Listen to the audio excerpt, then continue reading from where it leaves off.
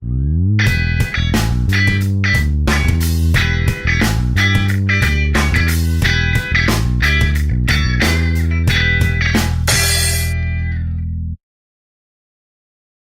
por aqui a linha do tempo das nossas discussões. Eu vou abandonar a Bíblia, a Revolução Francesa. Vou começar aqui em 1871, que é o fim da Guerra Franco-Prussiana. O Bismarck invade a França, assina-se um acordo de paz em Versalhes e a França paga os prejuízos da guerra para a Alemanha. Que em 1914, 1918, Primeira Grande Guerra, que era esperada como a última das guerras. Em 1918, aqui temos um fato relevante. Em 1913, cria-se o Banco Central Americano. Aqui, em 1939, 1923, hiperinflação na Alemanha e vários outros países da área do marco. O Hitler, eu acho que é eleito em 1933.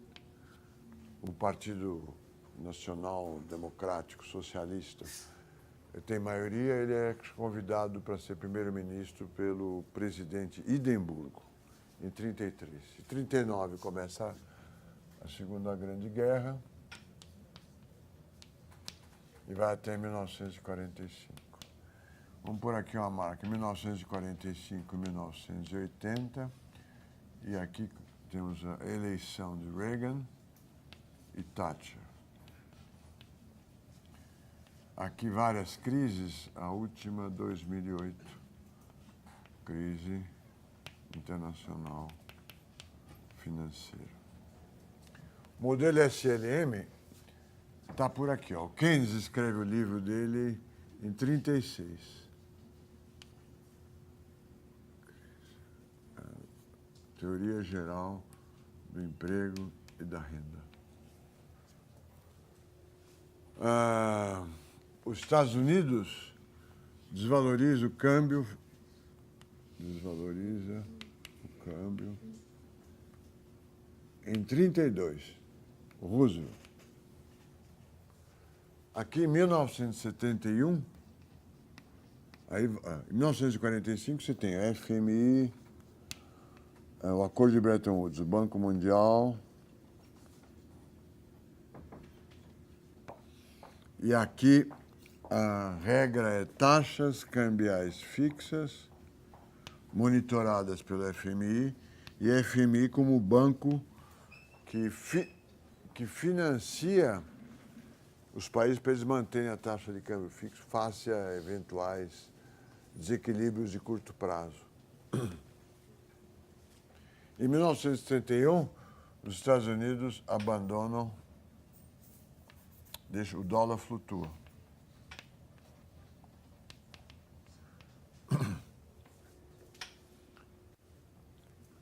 Esse período aqui, 71, 14, vamos pôr aqui as linhas da economia, é chamado período dourado, chamado por nós, economistas, né, da teoria quantitativa da moeda. É um período em que o regime do padrão ouro funcionou muito bem, houve estabilidade e crescimento, não houve crises financeiras internacionais, e que prevalece até 18. Esse período aqui, 14, 39, é uma grande confusão. Há uma tentativa de restabelecer o padrão ouro, gera crises, a hiperinflação da Alemanha, que é obrigada a fazer pagamentos de reparação por causa da derrota da Primeira Grande Guerra Mundial. Grande instabilidade, mas é uma tentativa de restabelecer o padrão ouro. Que só se resolve essa crise, aqui tem a crise de 30, que eu não marquei, crise de 29. Essa instabilidade internacional e doméstica só se resolve com o início da guerra. Quer dizer, se resolve. O desemprego se resolve com o início da guerra. Todo mundo passa a ser empregado ou para produzir arma ou para ser soldado. Saímos da guerra com o pensamento neoclássico ou keynesiano. É esse período aqui,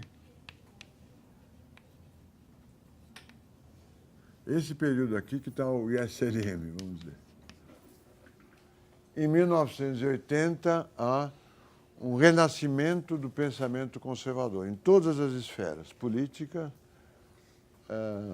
e, sem dúvida nenhuma, econômica. Aí o SLM, vamos dizer, o pensamento neoclássico, deixa de ser o pensamento hegemônico.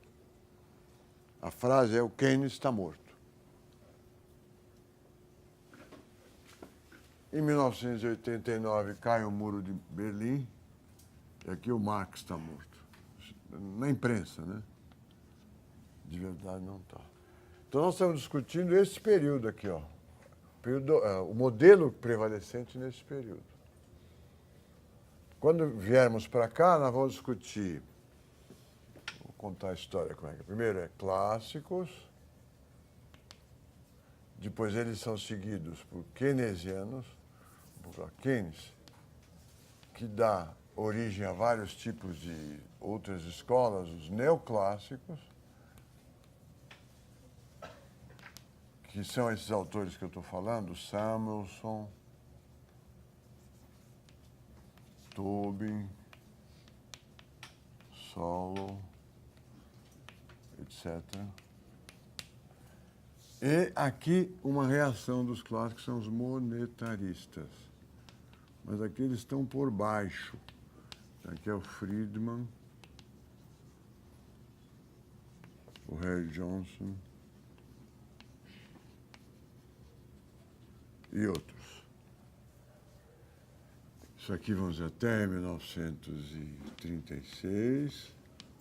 Aqui é de 45 a 80. E aqui nós temos a virada conservadora, 1980, 2008, vamos dizer assim. Não houve uma desvirada. Aqui ainda tem uns seguidores do Keynes, que são os neo-keynesianos, que rejeitam a interpretação dos neoclássicos e se acham mais fiéis, são os assistentes e os colegas do Keynes, como Caldor, a Joan Robinson, Kahn, etc. Esses são, vamos dizer, estão à esquerda destes.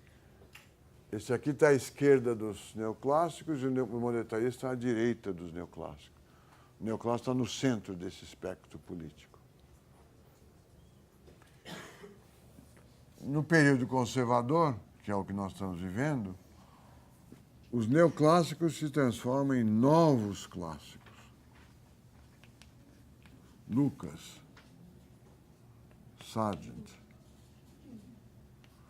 Os neo-keynesianos também vão para a direita, de certa forma, e se transformam em novos keynesianos.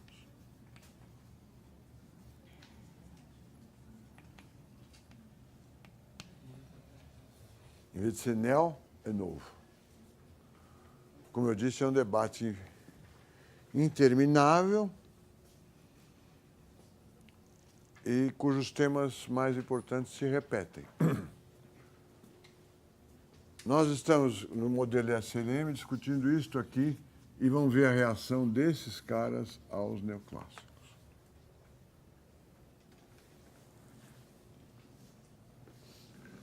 E eu nem mencionei os marxistas, que também fazem parte de algumas discussões. Os positivistas instrumentais, como o Friedman, que se não sabe o que é, eu vou explicar o que é, tem uma preferência injustificável pelo modelo mais simples. Então, a teoria quantitativa, para eles, é um modelo muito mais simples do que esse SLM. E produz bons resultados, segundo eles. Mas os assessores do Council of Economic Advisors do Kennedy e dos outros presidentes são todos eles neoclássicos e não monetaristas. O Tobin foi chefe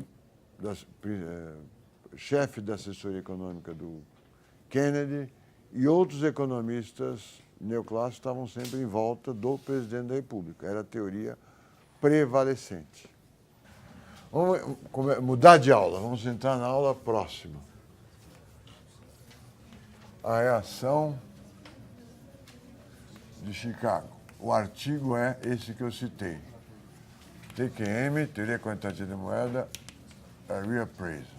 O Friedman começa alguns dos seus artigos citando um mestre japonês.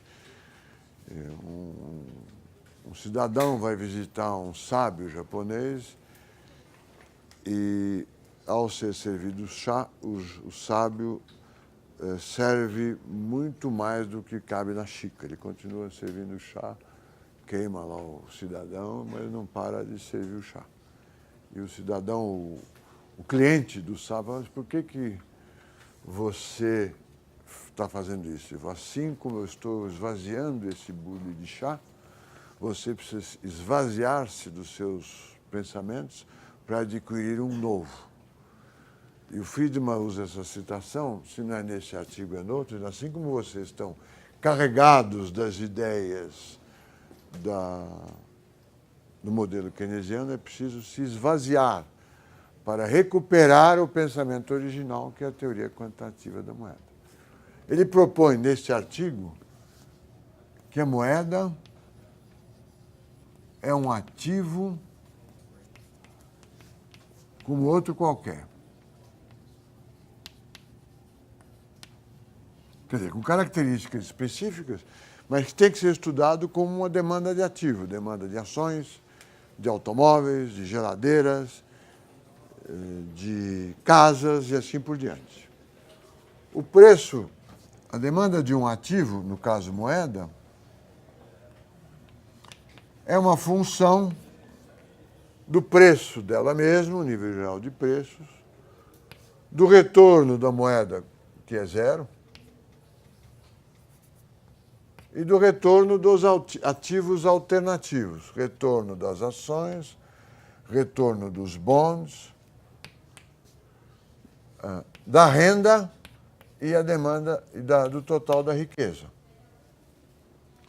Os clássicos apresentaram como um prato feito a teoria quantitativa da moeda e a nossa função, a minha função nesse artigo é construir a teoria da demanda de moeda baseado nos princípios gerais da teoria econômica. Uma base microeconômica e vamos ver o que dá. Então, a demanda de moeda seria a função dos preços de todos os ativos financeiros concorrentes. Ele faz algumas inovações. Um dos ativos é o capital humano, o retorno do capital humano.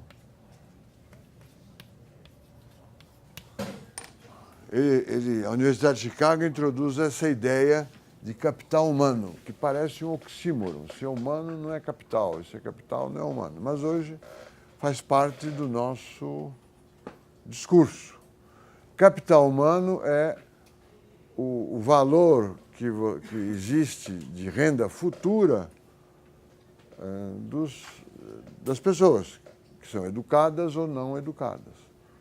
A educação aumenta o valor do capital humano. Você fica sem trabalhar 10 anos, com uma renda menor do que a que você poderia receber no mercado de capital, no mercado de trabalho, ganha conhecimento esperando que a sua renda de formado, sendo muito maior, compense com vantagens o período que você não trabalhou e estudou.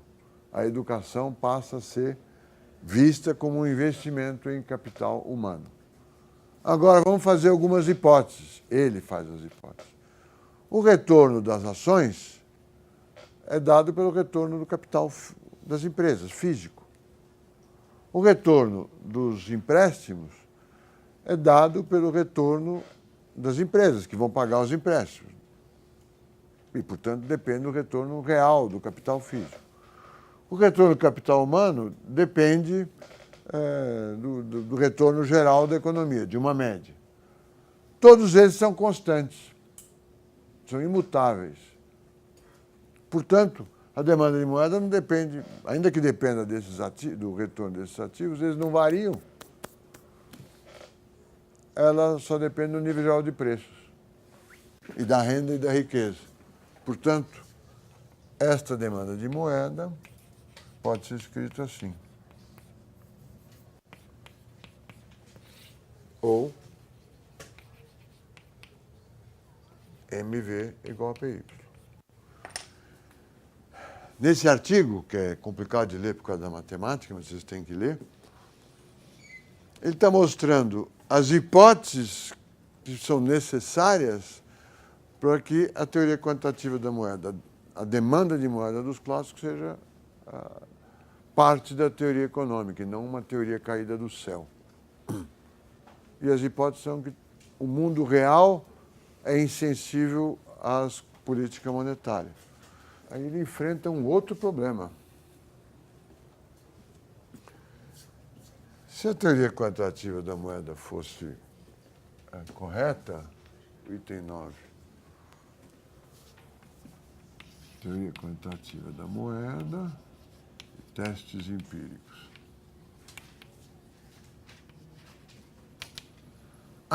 No tempo, ou com a renda, vamos colocar aqui, renda e velocidade. A velocidade devia ser constante. Velocidade é PY sobre M. Deveria ser assim. Mas ela não é assim. Quando a renda cresce, ela cresce. Quando a renda diminui, ela diminui. Ela é instável. E aí? Os monetaristas são cientistas, eles querem comprovar empiricamente. Vou colocar aqui, ó, assim. Aqui eu vou colocar tempo. E aqui eu vou colocar a renda. A velocidade tem um comportamento procíclico.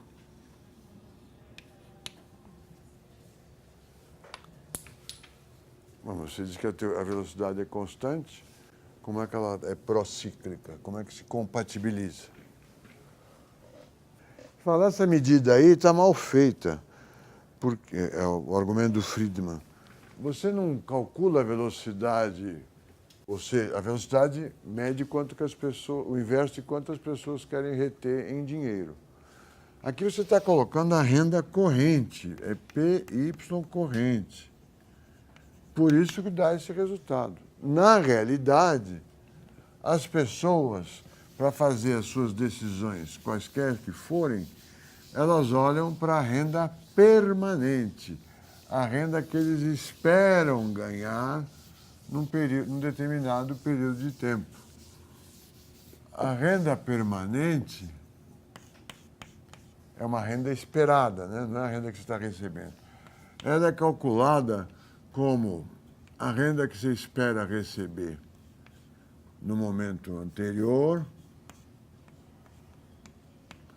mais a renda esperada no momento anterior, mais um ajuste entre a renda que você esperava no momento anterior e a renda que de fato você recebeu no momento anterior. Essa é uma forma de ver. Quando eu deixo no banco R$1.000, eu não estou olhando para a minha renda de hoje. Eu estou olhando para a renda que eu espero receber no período próximo futuro. Como é que eu vou saber que valor é esse? Eu poderia fazer um inquérito. Quanto você espera ganhar? Quanto você tem no banco? Quanto você espera ganhar neste ano? Quanto você tem no banco? Quanto você espera ganhar neste ano? Ao invés de fazer isso, o Friedman propõe uma forma de construção de expectativas. Olha, a renda permanente esperada em T é uma hipótese. É igual à renda esperada no momento anterior, mais um ajuste decorrente do erro entre o que você esperava e o que você recebeu no momento anterior. Ele criou uma forma de estimar as expectativas. Nós não reagimos com relação a variáveis correntes. Também reagimos a elas, mas nós reagimos somente com relação a variáveis esperadas. Então, ele diz a demanda de moeda é função da renda esperada, que ele chama de renda permanente. Como é que se calcula a renda permanente? Vamos testar essa hipótese aí. Talvez seja assim. Mas esquisito, né? O cara erra e corrige só uma parcela do erro. Né? O que o Friedman responderia? A hipótese é irrelevante. O problema é saber se, a partir dessa hipótese, eu obtenho resultados que se confirmem no mundo real. No modelo competitivo, eu faço a hipótese que as empresas maximizam lucro. Se perguntar para todos os empresários, vocês maximizam lucro, ele não vai entender direito. Se ele entender, ele vai perguntar, mas lucro de quando? Da semana que vem, do mês que vem, do ano que vem, da próxima década? O que você quer dizer com lucro? O Friedman disse que não é relevante. O Friedman e os positivistas instrumentalistas. O que é importante é que, com a hipótese de maximização de lucro, eu derivo uma curva de oferta que é positivamente inclinada com relação aos preços, e essa curva combina com o funcionamento do mercado. É aderente à realidade. Portanto, dane-se a hipótese inicial. Aqui é a mesma coisa. Essa hipótese é boa? Não dá para saber. Vamos testá-la. Ele testa a demanda de moeda em função da renda permanente e, surpresa, a renda permanente. A renda real faz assim, a renda permanente é estável, essa aqui é a renda corrente, renda permanente, e a velocidade é constante. Ela não é constante, ela sobe quando a renda permanente sobe. Os dados não rejeitam a hipótese da teoria quantitativa. A velocidade, em função da renda permanente, não é procíclica. É estável. Está certo? Vingou-se, é a revanche. A teoria quantitativa ou retorno. Você estima várias regressões com vários Bs diferentes, o que demora R2 é a melhor estimativa. É mais eficiente e justa.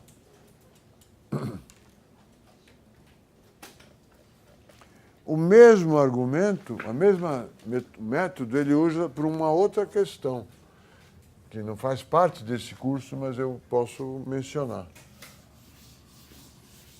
A função consumo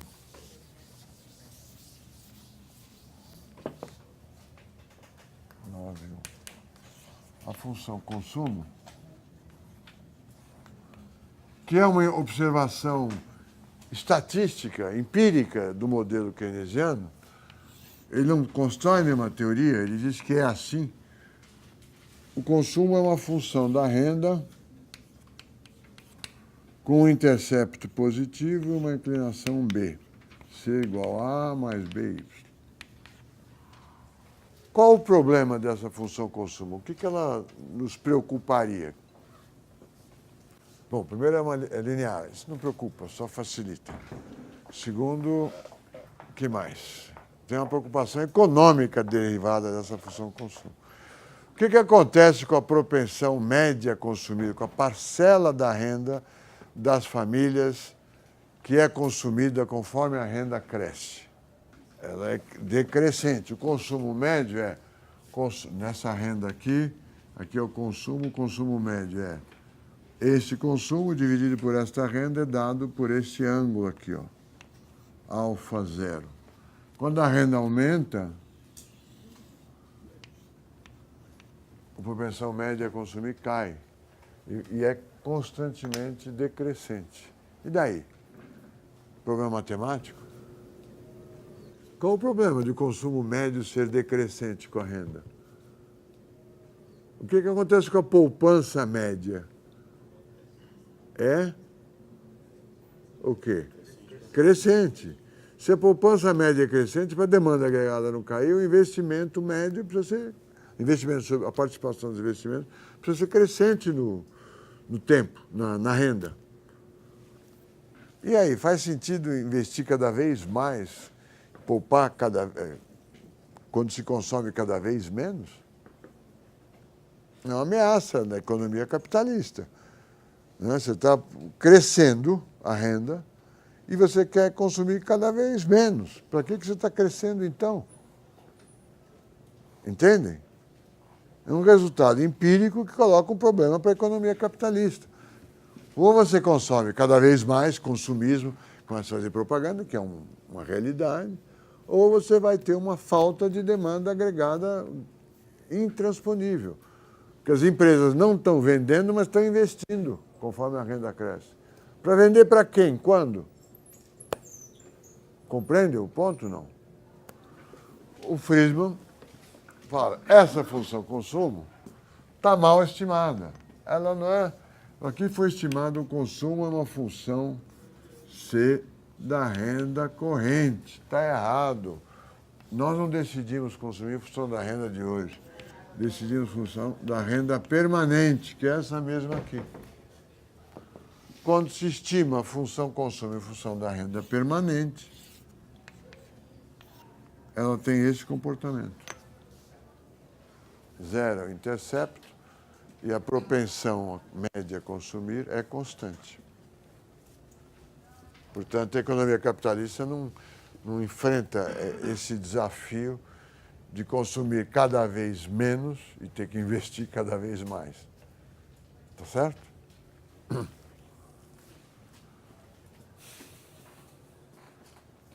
Esse aqui é um adendo, isso não é moeda. Certo? Moeda é só até aqui. Mas essa estratégia de calcular, de estimar as rendas permanentes, ou esperadas pela renda permanente, vai ser uma estratégia muito utilizada, um método muito utilizado, que só vai desaparecer quando aparecem os modelos de expectativas racionais. Então, nós vimos hoje o modelo SLM, como ele produz os resultados clássicos, como os clássicos, vamos dizer, se colocam contra, os herdeiros dos clássicos colocam contra os itens, os resultados da ISLM, falando do crowding out. Demos o artigo do Friedman, que resgata a teoria quantitativa da moeda. Mostramos que a demanda de moeda, mesmo no modelo clássico, ela tem que ser sensível à taxa de juros. E mostramos também que essa é uma discussão de um mundo de moeda fiduciária, mas onde a moeda é importante. Ser importante quer dizer, ao fim e ao cabo das transações, eu quero receber em casa dinheiro. Eu não aceito títulos da dívida pública, eu não aceito créditos na minha conta bancária, eu quero grana. É um mundo onde os cartões de crédito e débito são pouco relevantes. Né? E hoje, sendo relevantes, essa discussão perde relevância. Tá bom?